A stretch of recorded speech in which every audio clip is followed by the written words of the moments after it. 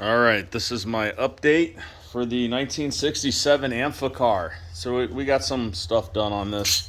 Let's start with the welding. So the first thing I started with was this. This is basically the belly of the Amphicar. The engine sits inside. That's would be covering the oil pan. That was completely rotted out. So we used Ray Shalene's system to make that panel. It went in very well. I went back with a light, found any pinholes, welded them back up. We went ahead and finished welding it all the way around. Oh, the light's killing me. So we welded it all the way around. I'm going to grind it back down again and double check it, but it should be pretty good. So then the next thing we did was we started tackling the back here. I'm going to shut these lights off. Boy, these Harbor Freight LED lights are awesome. They don't put out much heat, and they are bright. There we go. All right, let's get back to this. Okay. So we remade these two pieces with the flanges, welded them in. They tell you not to weld down a line, like a body line, but I don't care. I did it. I welded it down, ground it down, welded the pinholes. I'll grind it down again. It'll be smooth when it goes to paint. Made this piece. I did this flange and then a reverse flange here. I ended up cutting that piece off. It's over there on the floor. Because we had to make a whole patch panel. Instead of just trying to fill the rust in that was on the edge here, I just cut the whole thing out. That went in really well. So that's in. New floor. We're gonna reinstall the battery tray in there. We did the trunk drop down. That went in really well, as you can see. I also did that small patch that went in here, so that is done now.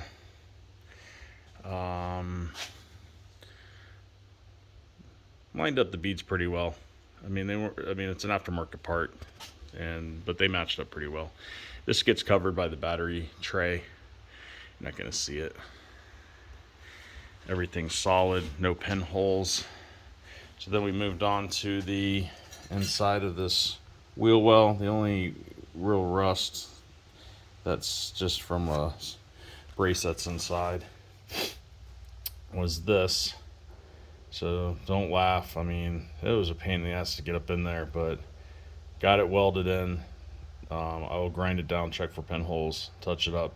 When I grind it out, you're not even gonna see it. So yes, I'm not that great of a welder, so I am still a part-time grinder, but my welding is getting better as I go. So all that matters is that I got great penetration and it's solid. So that's all that matters.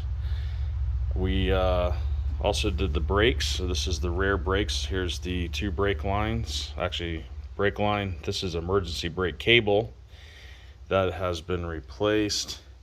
The shoes are going to get replaced. They're $350 for the set for the whole car. So that's just what they cost. We did the brake cylinders. All that's done. I'm going to clean this out, re-grease the bearing. We'll do that all the way around.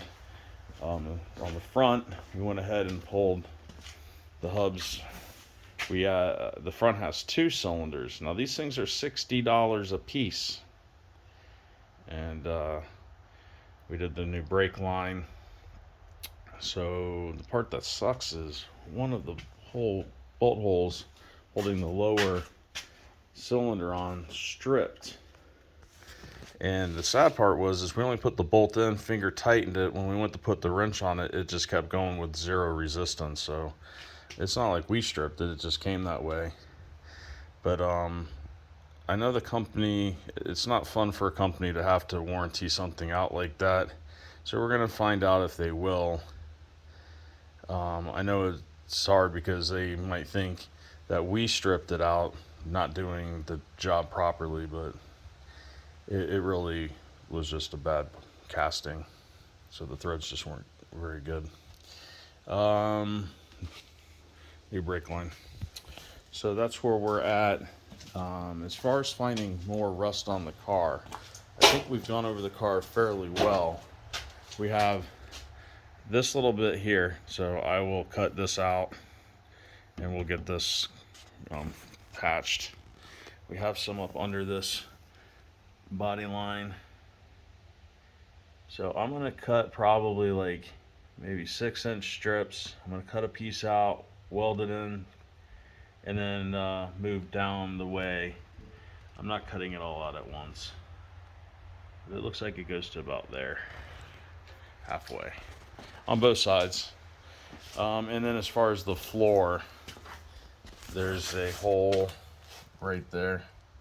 So I'll cut that out, make a square patch, and put that up in there. And that's also on both sides. As far as the body, is the rest of the patchwork that I have to do is this side. So I'm gonna cut this open up top and bottom like I did on the other side. Make the two pieces the same way, weld them in there, make this patch, and then it's welded. And last but not least, other than the quarter panels, I do have a little bit more rust up here. Let's see, right up in there.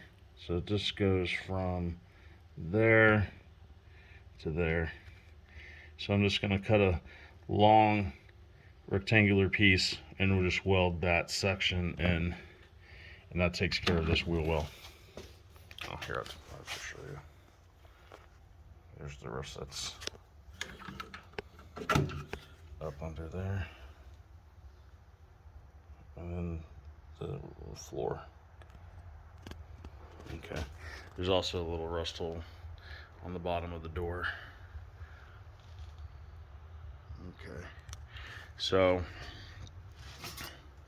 that's where the car's at. Now today is what is today? Today is a Wednesday, and Friday the engine's going back in this. So I'm gonna finish tonight. I'm gonna definitely get this back corner done. Right now I'm gonna tackle that wheel well to get that inner panel done, and grind down the welds and check with the spotlight. So I'm gonna do that today. That takes care of everything but the quarter panels. Then tomorrow, Thursday, I am going to put the quarter panels on, and that will be the end of the whole, well, take that back. I'll still have underneath the rocker to do on both sides. So hopefully at the end of Thursday, this car is completely welded up, and Friday the engine can go back in. We'll hook up all the cooling systems, put the radiator and stuff back in, all the new fuel lines, throttle cables, clutch cable, throw out bearing, get all that installed, and over the weekend maybe be able to have her running and driving. Who knows? Maybe within the next few days she will be floating in the water and driving under her own power. So we'll see. That's where we're at.